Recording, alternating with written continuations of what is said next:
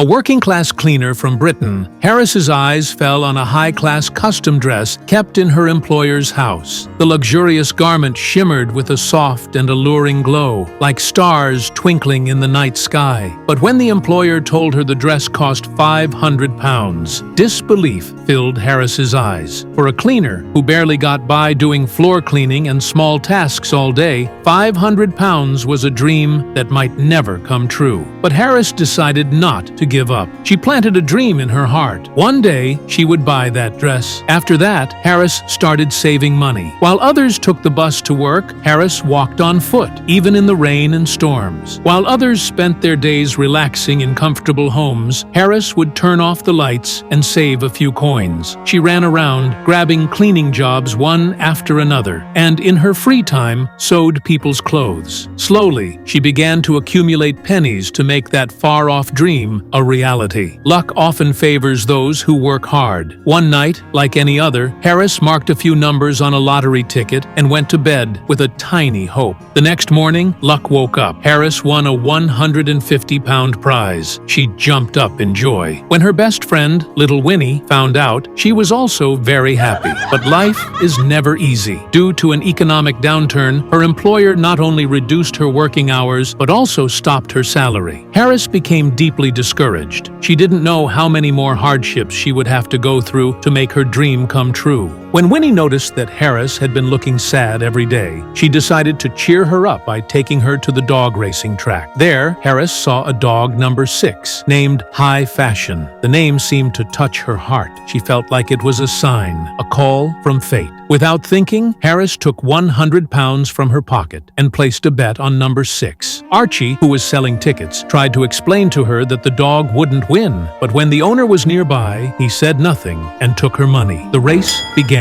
The dog number 6 showed early speed, and Harris shouted in joy. She felt that her dream was finally about to come true. But as soon as the dog reached near the finish line, it suddenly stopped. All hope shattered. Harris looked at the field with empty eyes. Her £100 had vanished in an instant. She was broken inside. Archie had already sensed this outcome, but he still comforted Harris and said, "It's not wrong to dream, but sometimes you have to accept reality too." When Harris started to feel that she might never get that dress, fate took another turn. One day, while returning home, her eyes caught something sparkling in a puddle of water. She bent down to look. It was a precious diamond ring. It was like a treasure to her. If she sold it, she could have enough money to buy the dress. But Harris didn't waste a second. She took the ring and went straight to the police station to hand it over. She knew that the ring wasn't hers. Losing her principles for a moment of greed was unacceptable to her. Her honesty and kindness were rewarded. A few days later, she received her late husband's long overdue pension and benefits from the military. At the same time, an officer from the police station came to inform her that the real owner of the ring had been found, and, pleased with Harris's honest behavior, had given her a generous reward as a token of appreciation.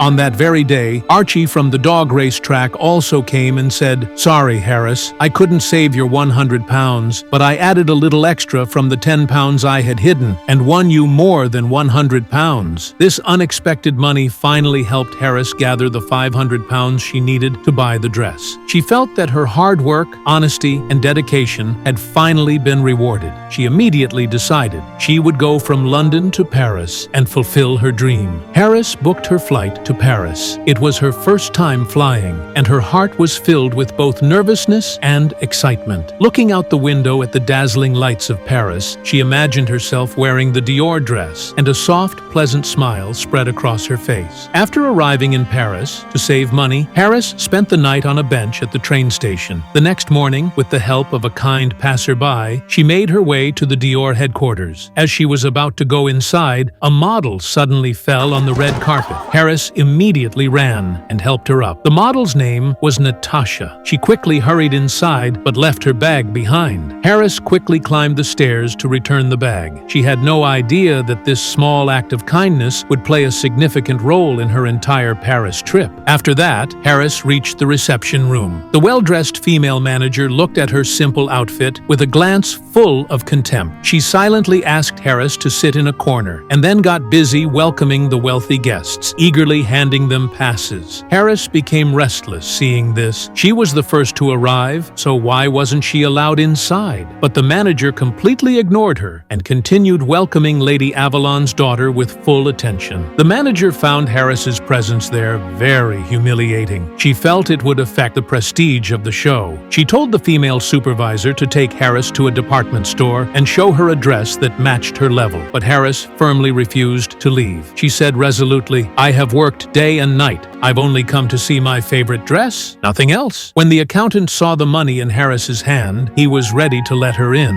But then the manager intervened again. She sharply said, "Today is Dior's 10th anniversary." Backstage, there was a commotion. Everyone started whispering to each other, "A cleaner who has saved all her money to buy a dress has been brought inside by a marquis himself." Several models quietly peeked at Harris from behind the curtains. The marquis told Harris, "If you like any dress, just write down its number in the register next to it. After the show, you'll be able to buy it." At that moment, Harris noticed a rose in the marquis's coat pocket. She bent down and inhaled the fragrance of the rose. This is where their conversation about roses began. Through their talk, it was revealed that both of their spouses were no longer alive. The atmosphere was slowly becoming sweeter and more intimate, but then this pleasant moment was shattered because of Lady Avalon. The truth was, Harris's seat was right next to Lady Avalon's. This did not sit well with her at all. The manager immediately suggested she switch her seat, but since Lady Avalon always sat in that seat, she had to stay there. She huffed and covered her nose and mouth with her handkerchief, showing her disdain for Harris. The show began. Models came out one by one, wearing stunning dresses. The colorful outfits captivated everyone in the audience. Harris, too, was completely immersed in the spectacle. Suddenly, she saw a very beautiful light green dress and quickly wrote its number, 73, in the register. But as the show neared its end, a red dress came onto the stage and Harris was completely mesmerized by it. The color of the dress was like burning fire, and that fire ignited something in Harris's heart. She changed her mind and decided that the red dress would be hers. She immediately went to the female supervisor with the number of the dress, but she was deeply shocked to learn that Lady Avalon had already bought it. Lady Avalon had strongly believed that a cleaner like Harris could never wear that red dress. In her view, people like that were not worthy of a prestigious brand like Dior. Since each dress was a unique design and only one piece of it was made in the world, Harris had to choose another option.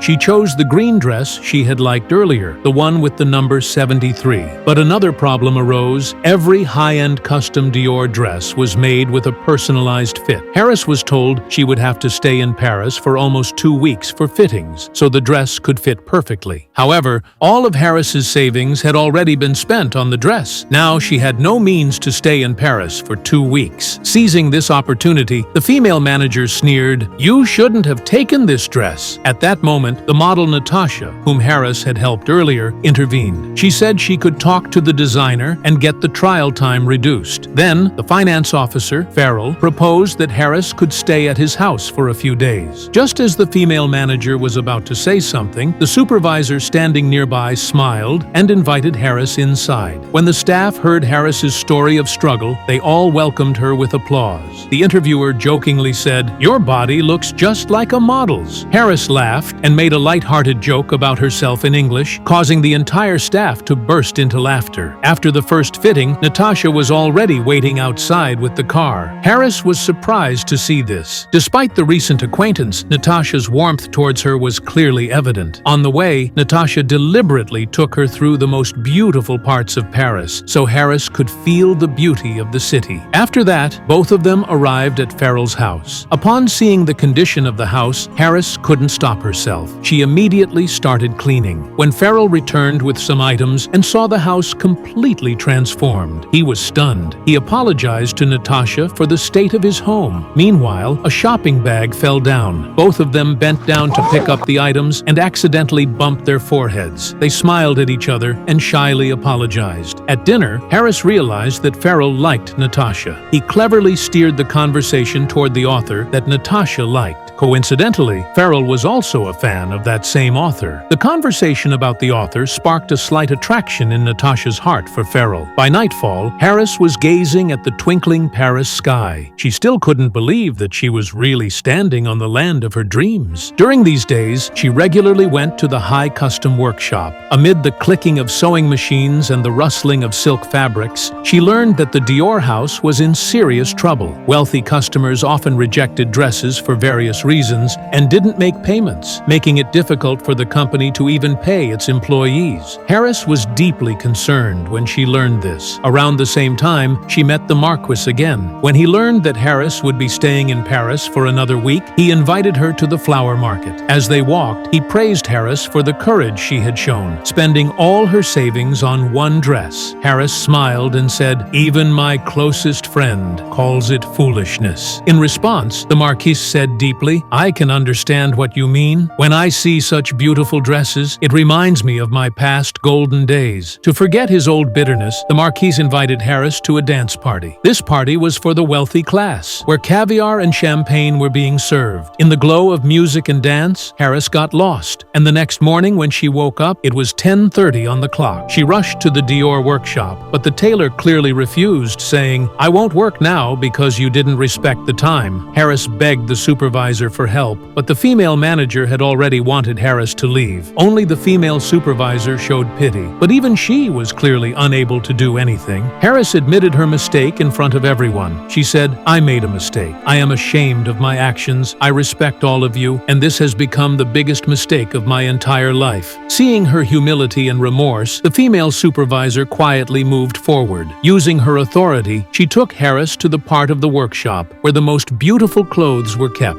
In the light, those clothes were shining. Each dress looked like a masterpiece. Among them, in a corner, Harris once again saw that red dress that had touched her heart on the first day. And at that moment, Harris finally understood what high custom dresses truly meant. It was like pouring water on snow. The female manager told Harris to consider another design. After all, she had come all the way, so she couldn't leave empty-handed. Harris took a step back and chose the green dress, number 73, which she had liked initially. Her honesty and true appreciation won everyone's heart, and when her skilled sewing abilities were showcased, the staff members began to respect her even more. Together, they proposed that her measurements be taken again. But the female manager was still angry. She dragged Harris into the office and angrily asked, "What exactly do you want? In my entire career, I've never seen a female employee sew her own dress for something so expensive." She taunted, saying, "This dress is what rich women wear to shine at parties. And what will you do? Wear it to clean the streets." Harris hesitated slightly and said, "It's my dream." At that moment, Natasha arrived and handed Harris the roses sent by the Marquis. That evening, Harris and Farrell were walking together. When the conversation turned to the financial difficulties at Dior House, Farrell, as the finance head, wasn't very optimistic, but Harris was completely confident. She inspired Farrell to try and change the situation. Farrell lightly said, "I do have some ideas, but no one cares about what I say." Harris smiled and replied, "To get anyone to care, you first have to believe in yourself. Trying is important." Farrell laughed and said, "Maybe you're the only one who believes in me." In the course of their conversation, they accidentally ended up at a movie premiere. There, they saw Natasha was quite close to the movie's hero. Harris spoke casually, but Farrell felt a little uncomfortable. Natasha was happy to see them, but after talking for a while, she went off to pose romantically with the hero. It was all part of the movie promotion. Harris quietly said, "It's all just professional." Farrell said, "Don't try to make unnecessary connections. This could end up being humiliating for you." He continued, "I like Natasha, but I know she's like a star, beautiful, but distant and out of my reach." Harris calmly said, "How will you know without trying?" Farrell became serious. "Paris is certainly a beautiful place for dreams like yours, but don't impose those dreams on others. Maybe the one who truly needs love is you yourself."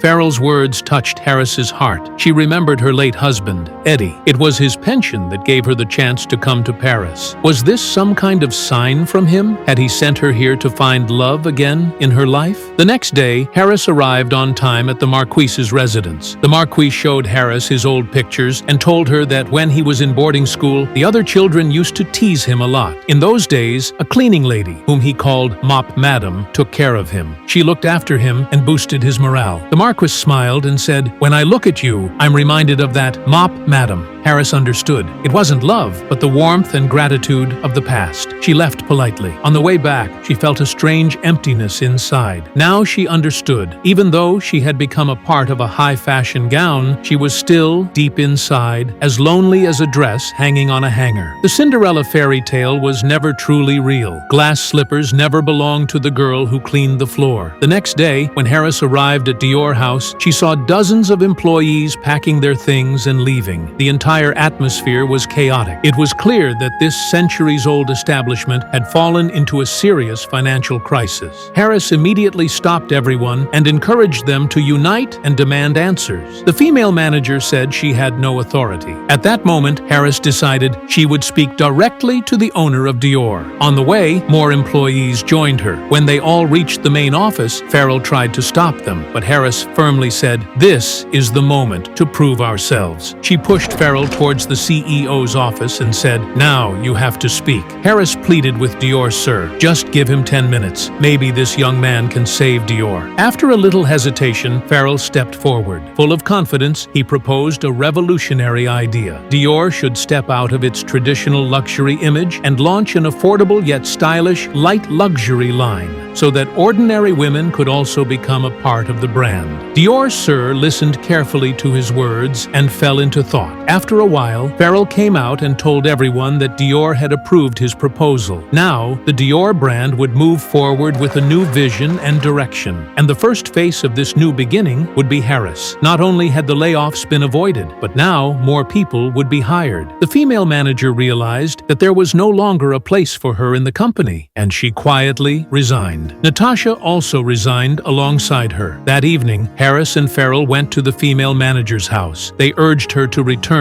Because men can never fully understand what female consumers want. Without your experience and perspective, things will be unbalanced. The female manager found this proposal sincere and respectful, and she agreed to return. When Natasha was mentioned, it was revealed that she was leaving Paris to chase her dreams. Hearing this, Harris and Farrell rushed to the train station, and finally, in the waiting room, Natasha met them. Farrell tried to explain to Harris using knowledge from books and philosophy, but Harris was irritated by the steel-straight guy. Filled with anger and emotion, she asked him to kiss her to silence him, and they did just that. The next day, Harris stepped into Dior House for the last time. The dress she had worked so hard on and crafted with all her heart was finally complete, and it was breathtaking, truly unique. Her journey to Paris ended with an emotional and fulfilling twist. Harris returned to her old home with her suitcase. That evening, unexpectedly, her mistress showed up without any notice. She was crying and telling Harris about her difficult situation. In fact, she was supposed to attend an important, prestigious party, but none of her dresses were suitable to wear. Her only good dress was now old and worn out. Kind-hearted Harris, with a heavy heart, lent her the high-class Dior dress, the one she had designed herself, the one that was the living embodiment of her dreams. Coincidentally, the dress fit the mistress perfectly. She thanked Harris repeatedly before heading out to the party. The next morning, when Harris went to clean at her mistress's house, she began cleaning after pulling the curtains back, and her eyes fell upon her own dress, which was carelessly thrown on the sofa. The dress was messy and burned in several places. The truth came to light. The mistress had shown no respect for Harris's dress. She had deliberately stood by the fireplace and burned it, so that all eyes would be on her and she could become the center of attention at the party. Harris's heart shattered. In anger, she twisted the compensation money the mistress had given her and threw it away, leaving the key in the door crack as she left the house. The Dior dress wasn't just a piece of clothing to her, it held countless dreams and struggles, and now, without even having the chance to wear it, it was destroyed. Broken-hearted, Harris went to the banks of the Thames River. Sitting there, she silently let all her emotions, hopes, and dreams connected to the dress flow into the river. After that, she didn't leave her room for several days. Harris's close friend, Archie, became concerned that she might take a wrong step, so he forcibly broke down the door and came inside. Then, all the friends together tried to console Harris, telling her that she needed to pull herself together again. After that incident, Harris never never looked back at her old dreams. When she saw her mistress Dante's new dress, she no longer had any interest in it. Madame Dante asked her, "Did you see today's newspaper? There's a picture of the woman who made headlines with that Dior dress." Harris's heart broke once again.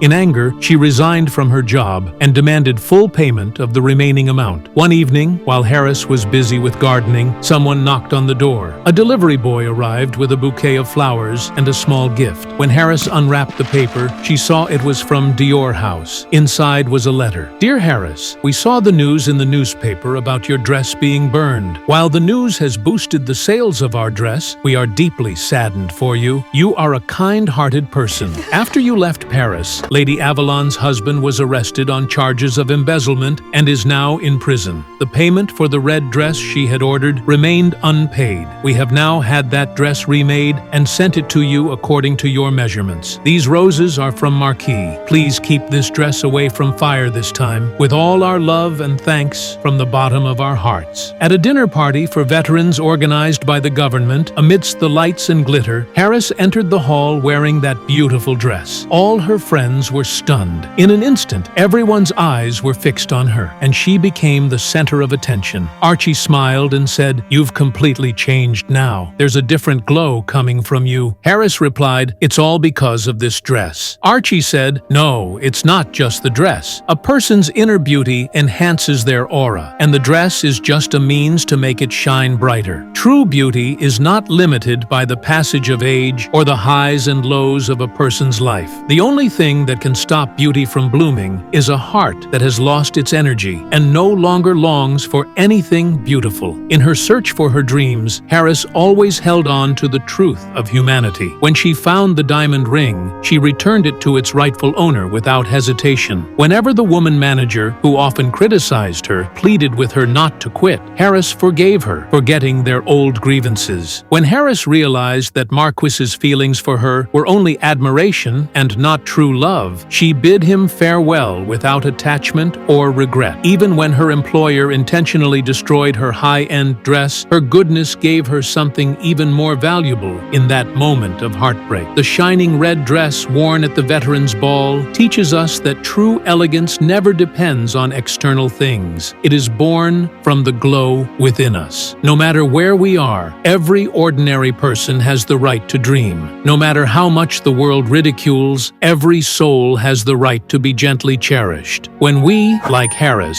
protect our values with the goodness within us and courageously light up our future, we can hear the sound of our dreams blooming in the first ray of a quiet morning.